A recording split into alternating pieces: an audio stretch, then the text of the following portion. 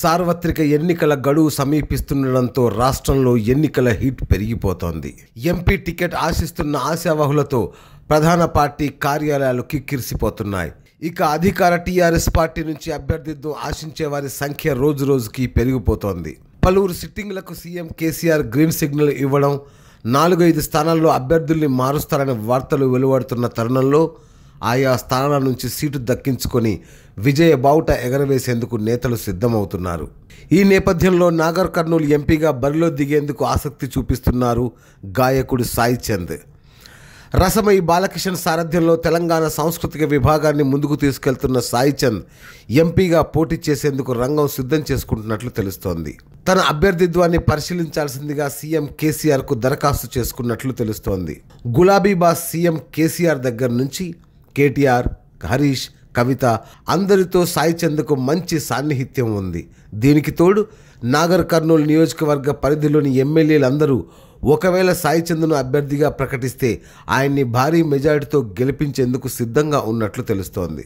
ఈ నేపథ్యంలో పోటీ చేసేందుకు గ్రౌండ్ ప్లాన్ ప్రిపేర్ చేసుకుంటున్నారు సాయి చంద్. సాయి చంద్తో పాటు మందా జగన్నాథం, పి రాములు నాగర్ కర్నూలు సీటు కోసం పోటీ పడుతున్నారు. నాడు తెలంగాణ ఉద్యమమైనా, నేడు బంగారు తెలంగాణ సాధనలోనైనా ఏ మీటింగ్ జరిగినా సాయి చంద్ పాట ఉండాల్సిందే. అమరుల యాదిలో పాట పాడినా కళ్ళు మండుతున్నాయి కాంగ్రెసోళ్లకు, కడుపు మండుతోంది ప్రతిపక్షాలకు అంటూ వారి వైఖరిని ఎండగట్టిన కల్వకుంట్ల వారసుడు, కత్తిలాంటి నాయకుడు అంటూ కేటీఆర్ను పొగుడుతూ పాడాలన్నా అది సాయి చంద్కే చెల్లింది. ఏ పాటైనా సభికుల్ని అలరించి ఆలోచింపచేసేలా చేయడం సాయి చంద్ సొంతం. సాయి చంద్ పాట పాడుతుంటే ఆయనతో పాటే పదం కలపడం, డ్యాన్స్ చేయని వారు ఉండరంటే అతిశయోక్తి కాదు.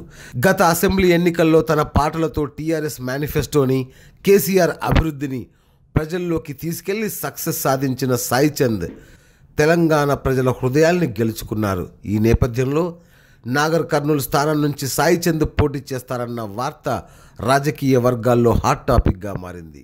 Great Telangana news, Hyderabad. నిరంతర న్యూస్ అప్డేట్ కోసం ఛానల్ ను సబ్స్క్రైబ్ చేయండి. పక్కనే ఉండే బెల్ సింబల్ ను క్లిక్ చేయడం మర్చిపోకండి. అప్డేట్స్ ని మిస్ అవ్వకండి. Thanks for watching. Please like, comment, share. Follow on Facebook, Google+, Instagram.